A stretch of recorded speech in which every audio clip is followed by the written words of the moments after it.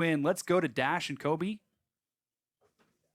Thank you very much, guys. It does have to feel good to get a 2-0, not just the series victory, but to do it in a 2-0 fashion for this Team Liquid roster that has brought in Fabby and seemingly done so without any hiccups. I mean, they look very solid as this group of 5. Oh, yeah. And like we said at the beginning of the show, it's important for these teams because these are the 2 of the 3-3 teams. Right. They're jockeying for the middle Makes position the victory here. even sweeter. Exactly. And as you say, Fabby, pointing him out, he was huge, on this Ashe. I really like Fabby's Ashe. Obviously, they talk about a lot, high accuracy on the arrows. He's also positioning, I think, pretty decently in the team fights, considering the amount of things that were on the ground for him to work around. Slotting into his role very well, especially given the fact that these 2 games in particular were carried by Phoenix in the mid lane in terms of damage and that in that regard. So for him to be able to opt into, I'll play the utility ADC. I'm totally okay with that and roll through that way.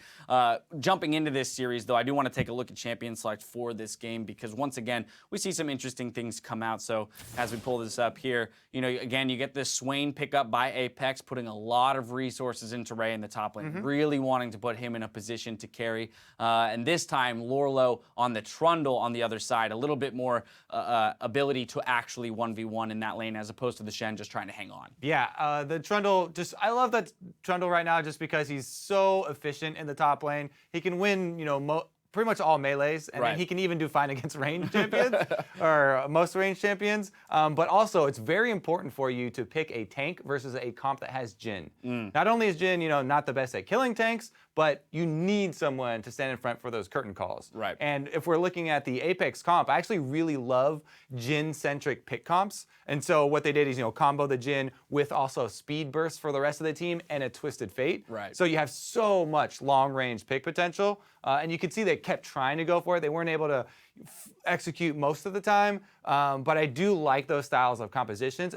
If you're looking at a team that has a whole bunch of squishies, a lot of targets to pick from, and you can pop those ultimates when they're spread out, so you can try and attack just one area of the team. Yeah, in a perfect world, everybody dodges the Jhin ult, but we know that doesn't exist very often. Serpentine, we'll get back to that every single time. No, but having that... Spoiler, Game of Thrones, not everybody dodges arrows perfectly. Having somebody who can jump in front definitely is helpful. Now I want to dive into the game itself. Relatively close early game, both teams operating, in the lane swap. Similarly, I mean, we saw both top laners snag a couple CS, make the rotations as they need to. Gotta grab those first 3 and then run away with your life. And then very interestingly, we saw both teams throw some focus towards the mid lane. We saw a little bit of focus by Immortals in the mid lane in our last series. Here, both teams saying we're gonna show up and try and affect this lane. Yeah, we say focused on the mid lane. It was Phoenix just blasting Keen pretty early on with trades. It's like, I'm focused on the mid lane here. Level 1, level 2, those trades were gross. Yeah, Matt did come in with the bubble to get the flash also, but Phoenix was already like taking things into his own hands there. And then the part you mentioned, the turnaround here, when Apex were gonna Keen is getting blasted, we need to turn this around on him. And they actually focused on the LeBlanc, try and punish the LeBlanc for her very risky wave clear, because Ashe will level up the distortion. However, it's dangerous to go in for that, and if you bring the rest of the team, you can try and punish the assassin, lack of reliable wave clear, basically, and safe wave clear. And they actually did that, and they were able to get some momentum back in the game by pressuring that mid turret and eventually getting it. But then, and also you open up the map for your, long-range pick comp to work. But as we saw, they were unable to get those because Fabby just kept on nailing people with arrows. He really did. And that LeBlanc kept him down for a little bit, but eventually he did reach that 25 stack of Magi's, that very terrifying 25 stack Magi's, where he's like one comboing your tank Rek'Sai. You get a 25 stack Magi, you get player of the game. Yeah, basically. We'll get to that. We're going to award him that probably pretty soon. But before we do that, Kobe, you're ruining everything. No, before we do that, we're going to dive into a replay, 29 minutes into the game. This is one of the only full-on team fights in this game, but turns out as a 4-for-1 plus the inhib for Team Liquid. Right, and you could see the attempt there from Apex. They're like, okay, double pop the ult, they go all in on it, but it gets turned around very quickly by Team Liquid with the counter engage. And then Dardoch able to keep up the chase, and Phoenix, as you said, plenty of damage there behind him. Lorlo's on the front line just chasing them down. Nothing really spectacular about that team fight.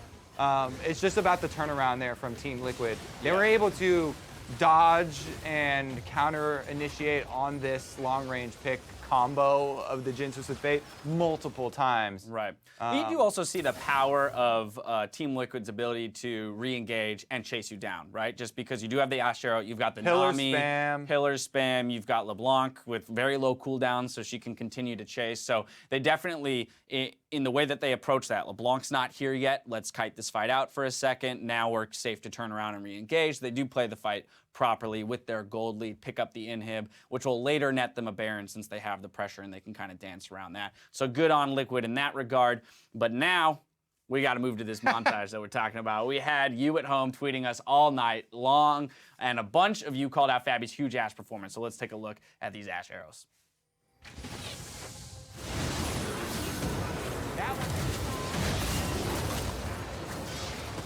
There with the team, or not Phoenix, but it was Keen. Keen was standing there, and he fully completed his recall. Yep. No, but I mean, absolutely insane accuracy, as Kat was saying. In both series, too. It's not just this one, although the clips are pulled from this most recent game. And to me, not only is it the accuracy, but you also have to say, the important thing about Ashe is positioning yourself like a sniper, in the fog of war, trying to get into a position where they can't see it coming. Right. Because especially on this low ping, especially these pro players, they will dodge your Ashe arrows if they see it coming, even if there's a ward in between. You can't account for all the wards, but getting yourself into a spot where you can set off that sniper. You know what's funny is one of the few Ashe arrows that he missed was the one near the dragon when all 5 members of both teams are staring at each other, and then he field goals that one from I don't know, 1,000 range or something, but he's hitting all these cross-map ones, and it's kind of your point where when he does position himself correctly and shoots it in a way that the team isn't going to get advanced notice of it, he has incredible accuracy. Either way, wonderful to see him perform on that champion. Now it's time to move to player of the game, which is going to go to Phoenix. Ooh, 10.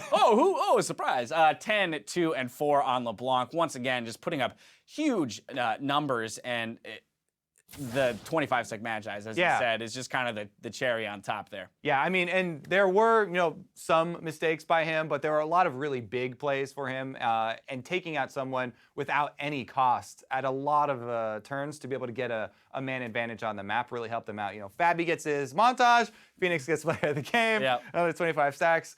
We also have to do the honorable mentions for this team as well. That's true. Because I have to say, Lorlo stepped up. He's been getting a lot of flash. The Shen game was great. This series was really good for him. Yeah. I mean, when we were looking at the first game, we're looking at Dardoch. I mean, he's been a rock, and playing that Olaf, being terrifying. Yeah, Lorlo in the top lane on the Shen performance was great. Trundle in this one soloed out the Swain at one point. So. Even Matt's bubbles there on Nami. He had multiple times where he chopped the bubble. Perfect timing on that Twisted Fate ultimate coming in. So everybody I was gets... going to say, so what we're saying is Liquid looks better, no? Yes. I mean, if we're going to close out our thoughts on this series, for Liquid, it definitely looks like these guys are improving. After a rocky start, bringing in Fabby, Dardoch returning to the lineup. Here we go. We're starting to look a little bit better and maybe making a case for running into that top tier of teams. Apex, though, what are your thoughts there after they do get taken down a peg in the 0-2 loss? Yeah, exactly. I mean, they do fall down a little bit. They drop in the standings. It is a 2-0, so that's going to sting. But there were moments of brilliance from them, or there were at least moments shining through where you could see their strategy. You could see they were focused. It's not quite all coming together. Their calls are, you can see where they're going with them, but the execution maybe is not quite crisp. Not all 5 members are quite on the same page, maybe. And then we have to speculate what are the reasons for all these different issues, and that gets difficult if we can't listen in on the team. That's very true. Well, not quite as clean as it needs to be, but still sitting at 3 and 4, not an awful position to be in just the beginnings of Week 4. With Friday's games wrapped up, let's take a peek at the updated standings. TSM, Immortals, and Envy are standing over the competition in the 1 through 3 slots. 4 win teams, Cloud9 and Liquid follow. Apex is in 6th place with CLG, Energy, Echo Fox, and Phoenix 1 rounding out the table. Now for a look at the matches headed your way through the rest of the weekend. Tomorrow, we're back on that dual stream life with great games out of the Battle Arena, including Immortals versus Liquid. And on Sunday, the Battle Theater hosts our match of the week. Tune in to NALCS 2 for a clash between 2 teams at the top of the heap, with Envy taking on TSM. And tickets are still available, so head over to lolesports.com/tickets to join us live for all of the weekend matches. Kobe, as we look forward to that match of the week, what are your thoughts? I mean, TSM has looked unstoppable,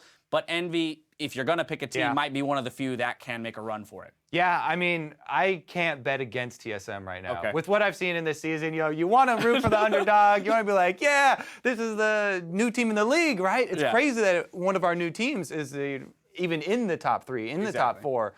So Envy definitely are looking really good right now. But I can't vote against TSM right now. They've been too clean in their victories. Yeah, TSM has looked phenomenal, but Envy, I mean, they've made a good run against the likes of all the rest. Well, beaten 5 teams, made a good run against Immortals, so it should make for an exciting series nonetheless.